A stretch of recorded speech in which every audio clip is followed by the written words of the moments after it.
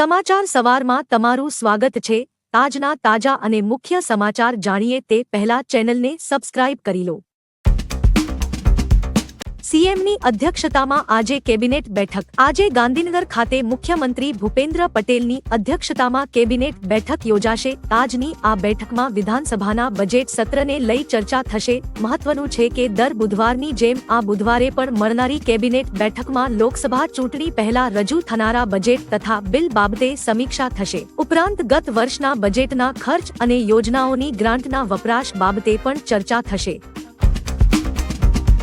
વરઘોડો કાઢવા મામલે બે કોમ વચ્ચે બબાલ। રાજ્યમાં ફરી એકવાર શર્મજનક ઘટના બની છે। વસુધૈવ કુટુંબકમની ભાવના વચ્ચે મહેસાણા જિલ્લાના બહુચરાજીના ધનપુરા ગામે વરઘોડા મુદ્દે માથાકૂટ થઈ હતી। ધનપુરા ગામમાં 28 જાન્યુઆરીએ દલિત સમાજના લગ્ન પ્રસંગમાં વરઘોડો કાઢતા ગામના જ 10 જેટલા શખ્સોએ હથિયાર સાથે આવીને મારામારી કરીને અપશબ્દો કહ્યા હતા। જો કે પોલીસે દરમિયાનગીરી કરતા આખરે ગામમાં શાંતિ સાથે વરઘોડો નીકળ્યો હતો। ગૃહમાં રાષ્ટ્રપતિની મોટી વાતો। સરકાર 3 તલાક પર કડક કાયદો લાવી। સરકારે 1 રેન્ક 1 પેન્શન લાગુ કર્યું। 25 કરોડ દેશવાસીઓ ગરીબીમાંથી બહાર આવ્યા છે। ચીફ ઓફ ડિફેન્સ સ્ટાફની નિમણૂક થઈ। દેશમાં એફડીઆઈ પહેલાની સરખામણીએ બમણું। કલમ 370 હટાવવું ઇતિહાસ બન્યો। 8 કરોડ લોકોએ ઇન્કમટેક્સ રિટર્ન ફાઇલ કર્યું। જીએસટીના રૂપમાં એક દેશ એક ટેક્સ આવ્યો। સુશાસન અને પારદર્શિતાને કારણે આર્થિક સુધારા થઈ રહ્યા છે। આ સિદ્ધિઓ 10 વર્ષની સખત મહેનત છે। રાજ ઠાકરેનું વિવાદાસ્પદ નિવેદન। વિશ્વ મરાઠી સંમેલનમાં મનસેના પ્રમુખ રાજ ઠાકરેએ કહ્યું કે હું કડવો મરાઠી છું। આપણે સૌથી પહેલા મહારાષ્ટ્ર પર ધ્યાન આપવાની જરૂર છે। મહારાષ્ટ્રના શહેરોમાં મરાઠી સિવાય હિન્દી ભાષા મારા કાને સંભળાય છે તો તકલીફ થવા લાગે છે। ભાષાનો કોઈ વિરોધ નથી પણ હિન્દી રાષ્ટ્રભાષા નથી। અન્ય ભાષાઓની જેમ હિન્દી પણ એક ભાષા છે। દેશમાં ક્યારેય રાષ્ટ્રભાષા અંગે કોઈ નિર્ણય લેવાયો નથી। તમે આ નિવેદન અંગે શું માનો છો? પ્રાણ પ્રતિષ્ઠામાં હાજર રહેવા બદલ મુસ્લિમ ધર્મગુરુ સામે ફતવો। રામ મંદિરના ભવ્ય પ્રાણ પ્રતિષ્ઠા સમારોહમાં હાજરી આપવા બદલ મુસ્લિમ ધર્મગુરુ વિરુદ્ધ ફતવો બહાર પાડવામાં આવ્યો છે। આ ધાર્મિક નેતા ઓલ ઇન્ડિયા ઇમામ ઓર્ગેનાઇઝેશનના ચીફ ઇમામ ઓમર અહેમદ ઇલિયાસી છે। ઇમામે કહ્યું કે આ ફતવો રવિવારે જાહેર કરવામાં આવ્યો છે પરંતુ તેમને કાર્યક્રમમાં જવા બદલ જાથી મારી નાખવાની ધમકી અને પરિવાર સામે અભદ્ર ટિપ્પણીઓનો સામનો કરવો પડી રહ્યો છે।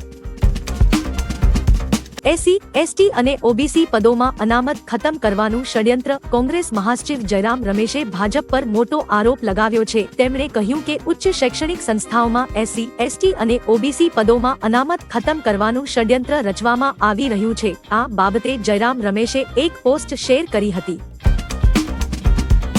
આઈશ્રમાં બ્લાસ્ટ થતા 2 મજૂરોના મોત। અમદાવાદ શહેરમાં ચાંગોદરબાવડા હાઈવે પસાર થાય છે। અહીં સોમવારે બપોરે એક ઓક્સિજન સિલિન્ડર ભરેલી આઈશ્રમાં બ્લાસ્ટ થયો હતો જેમાં 2 મજૂરોના મોત થયા છે સાથે એક મહિલા ગંભીર રીતે ઘાયલ થઈ છે। ઘાયલ મહિલાની સારવાર ચાલી રહી છે। આ અકસ્માતથી ટ્રાફિક જામ થયો હતો। આઈશ્રમાં ઓક્સિજન સિલિન્ડર વટવાની એવરેસ્ટ ગેસ કંપનીના હતા। તેમને બાવળાની કંપનીમાં લઈ જવામાં આવી રહ્યા હતા।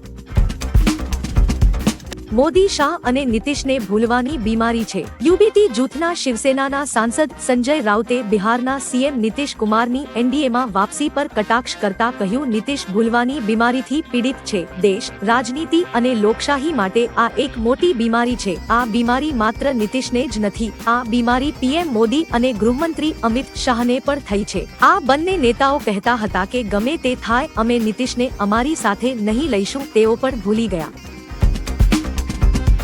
ઇમરાન ખાનને વધુ એક કેસમાં 14 વર્ષની જેલ। પાકિસ્તાનના પૂર્વ વડાપ્રધાન ઇમરાન ખાનને વધુ એક કેસમાં 14 વર્ષની સજા થઈ છે। ઇમરાન ખાન અને તેની પત્ની બુશરા બીબીને તોશખાના કેસમાં 14 વર્ષની જેલ થઈ છે। તેઓ 10 વર્ષ સુધી કોઈ સરકારી હોદ્દો નહીં લઈ શકે। ગઈકાલે ઇમરાન ખાનને અન્ય એક લેટર ચોરી કેસમાં 10 વર્ષની સજા કરવામાં આવી હતી। આમ અલગ અલગ 2 કેસમાં કુલ 24 વર્ષની સજા પડી છે। તાલિબાનની બેઠકમાં ભારત સામેલ થયું. તાલિબાને પરસ્પર સહયોગ વધારવાના ઉદ્દેશ્યથી અફઘાનિસ્તાનના કાબુલમાં બેઠક બોલાવી હતી. આ બેઠકમાં ભારત, કઝાકિસ્તાન, તુર્કી, રશિયા, ચીન, Iran, Pakistan, Uzbekistan, Turkmenistan, Indonesia અને કિર્ગિસ્તાનના રાજદ્વારીઓએ ભાગ લીધો હતો. તાલિબાન શાસનના કાર્યવાહક વિદેશ મંત્રી અમીર ખાને તાલિબાન પરનો પ્રતિબંધ હટાવવાની માંગ કરી હતી. જો કે ભારતે આ બેઠક અંગે કોઈ નિવેદન જારી કર્યું નથી. વિડિયો નિહાળવા બદલ આભાર. આવતીકાલે ફરી મળીશું સવારે 6 વાગ્યે એકદમ નવા અને તાજા સમાચાર સાથે. Good bye.